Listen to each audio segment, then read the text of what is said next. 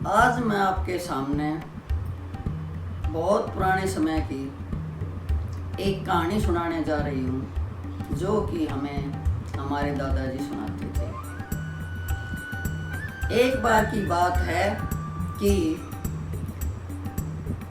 जलसा हो रहा था।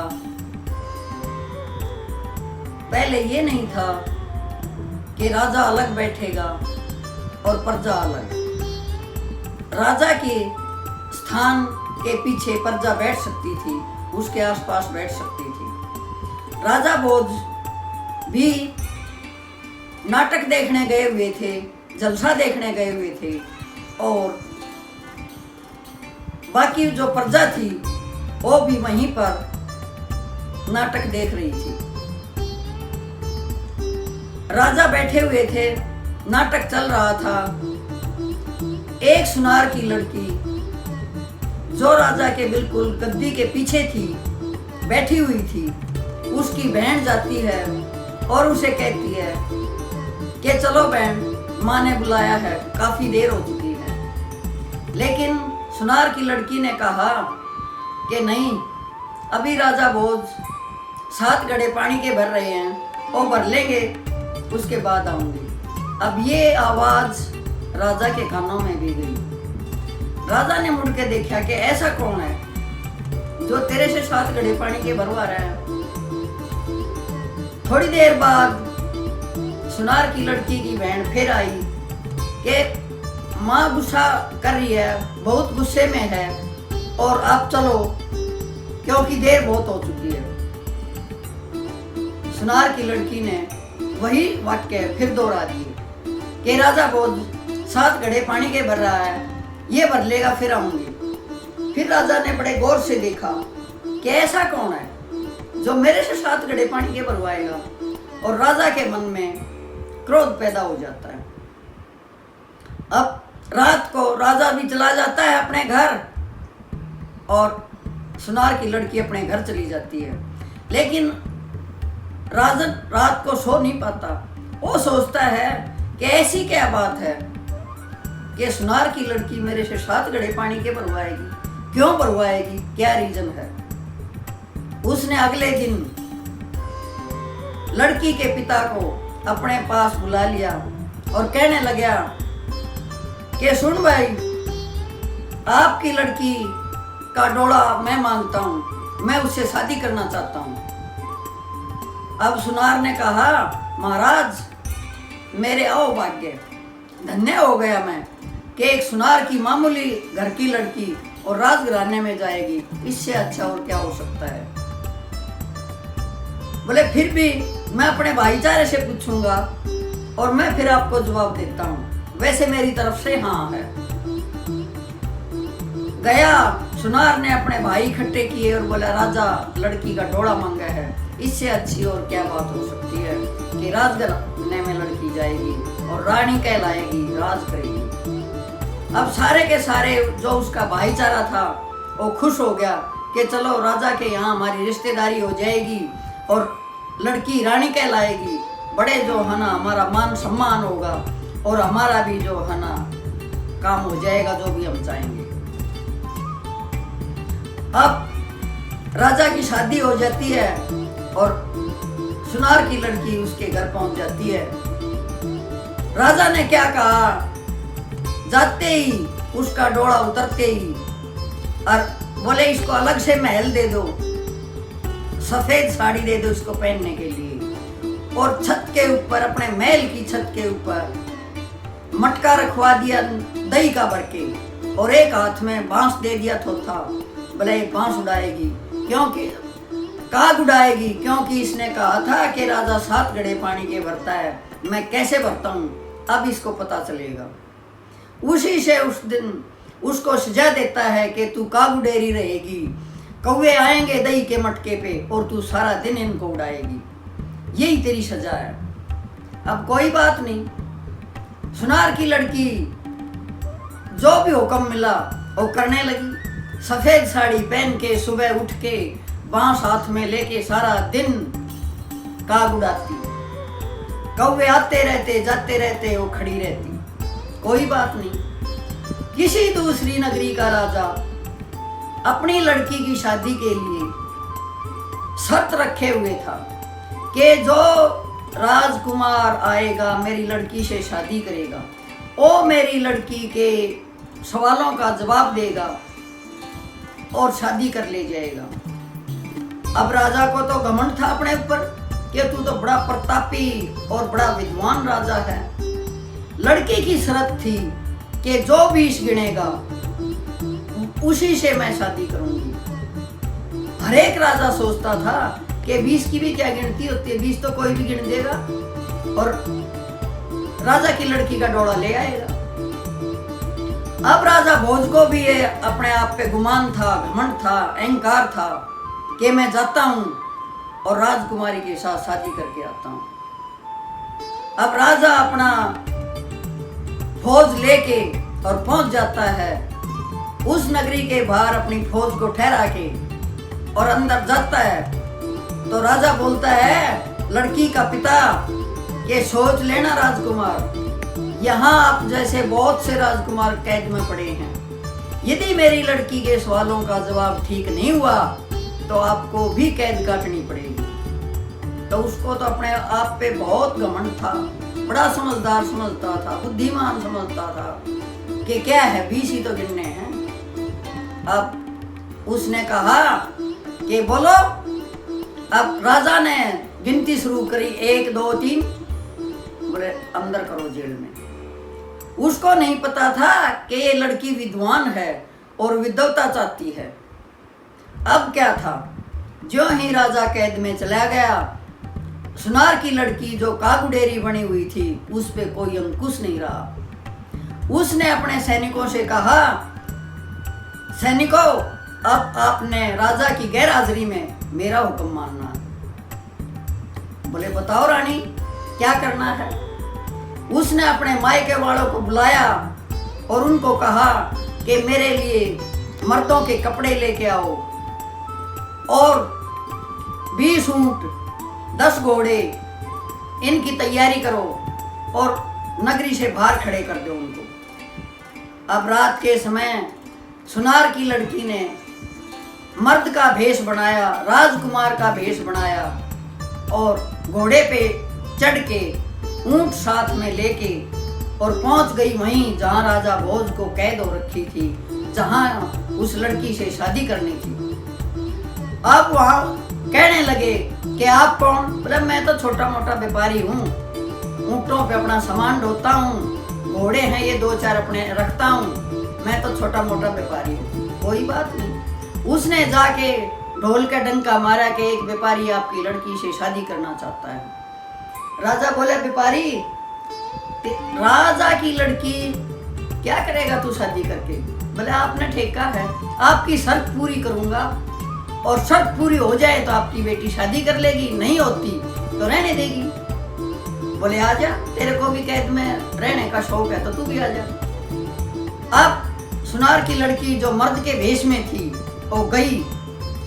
राजा की लड़की बोले गिनती शुरू कर। उसने कहा पहले धरती माँ, दूजे चांद सूरज, तीनों तीनों को लोग, चारों चारों कूट, ऐसे करके उसने 19वां तू 20वीं मैं, ऐसे करके 20 पूरे गिन दिए।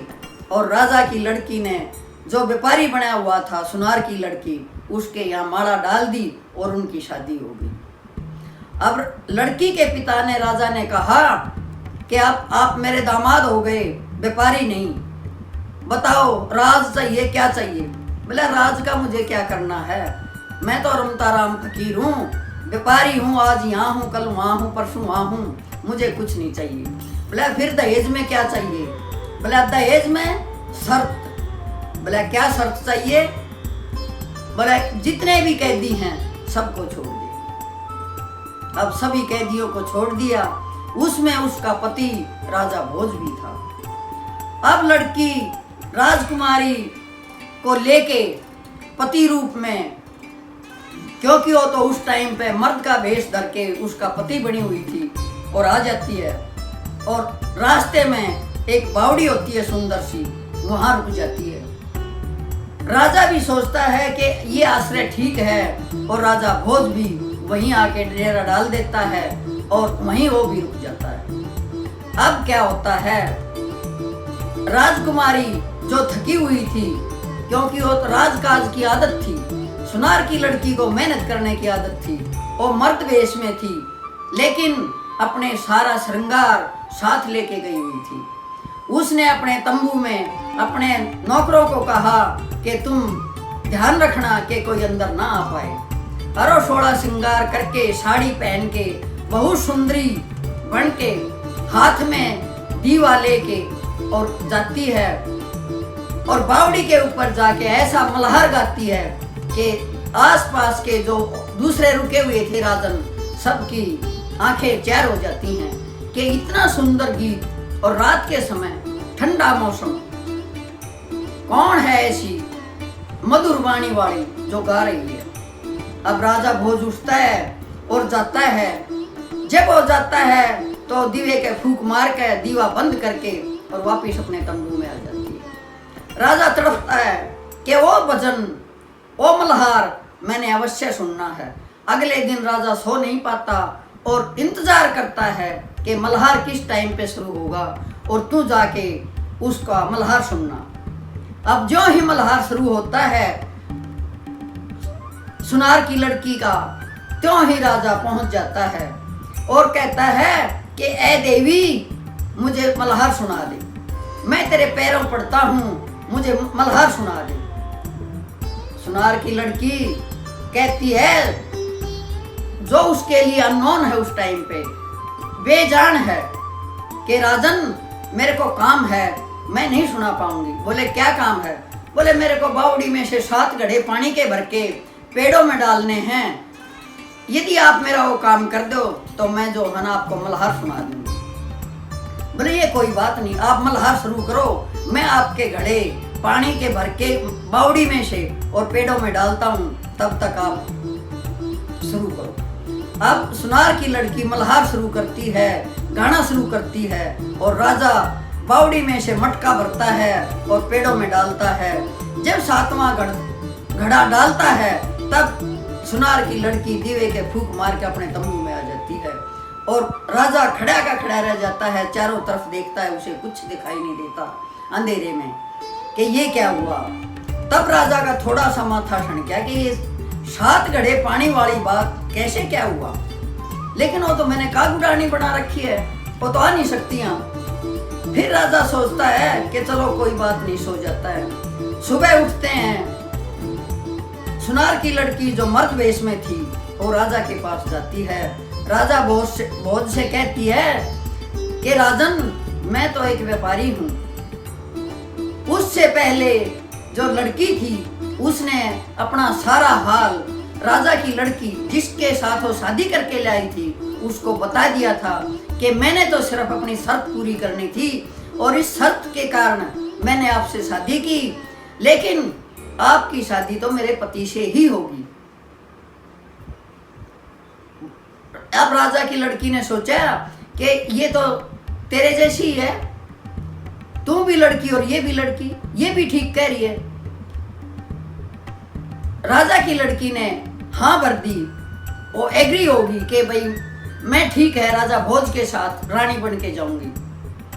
अब जो सुनार की लड़की थी मर्द वेश में, वो राजा के पास जाती है, कहती है राजन मैं व्यापारी हूँ, मेरे राजा की लड़की किसी काम की नहीं, यदि तू राजा की लड़की के साथ शादी करके ले जाएगा तो नगरी में तेरी वाह वाह होगी कि भाई शर्त जीत के लाया है, और तेरा हाथ ऊपर हो जाएगा, नहीं तो अकेला लौटेगा तो गांव वाले नगरी वाले तुझे थूकेंगे कि कैद काट के आया है, और तू जो है ना लड़की को ले जा, मैं देने के लिए तैयार हूँ। अब राजा को सोची राजा ने कि बात तो बिल्कुल ठीक है, तेरी नगरी में तेरी वाह वाही हो जाएगी, और तू जो है ना उस काग उड़ाने वाली को बता देगा कि देख ये है मेरी पटरानी, ये मैं शादी करके ले आया। बोले उसके बदले क्या चाहिए? बोले मुझे कुछ नहीं चाहिए, एक तो तेरे हाथ की अंगूठी दे दे, तेरे मुच्छों के 2 बाल दे दे, और एक तेरा रुमाल दे दे, ये 3 ही चीज चाहिए, तू ले जा। लेकिन राजा समझ नहीं पाया कि ये खेल क्या है। अब उसने तीनों ही चीज एक डिब्बी में, अंगूठी भी डाली, अपने मूछ के बाल भी डाले और रुमाल वह एक डिब्बी में रख के और व्यापारी को सौंप देता है, जो सुनार की लड़की व्यापारी बनी हुई थी। और रानी जो राजकुमारी थी उसके साथ वो माला गलवा देती है, वहां फेरे करवा देती है और राजा भोज को सौंप देती है। उनसे आगे राजा को सौंप के और सुनार की लड़की जो मर्द वेश में थी वो भागती है, अपने घोड़े को दौड़ाती है, अपने ऊंटों को दौड़ाती है और राजा के आने से काफी घंटे पहले अपनी नगरी में आ जाती है और आराम से तैयारियां करती है नई दुल्हन के स्वागत का। कि नई दुल्हन आएगी तो उसका स्वागत होना जरूरी है। और नगरी को सजवाती है, ढोल नगाड़े बजवाती है। बड़ी खुशी होती है कि राजा रानी के साथ आ रहा है, उसने राजकुमारी को जीत के तब शादी की है।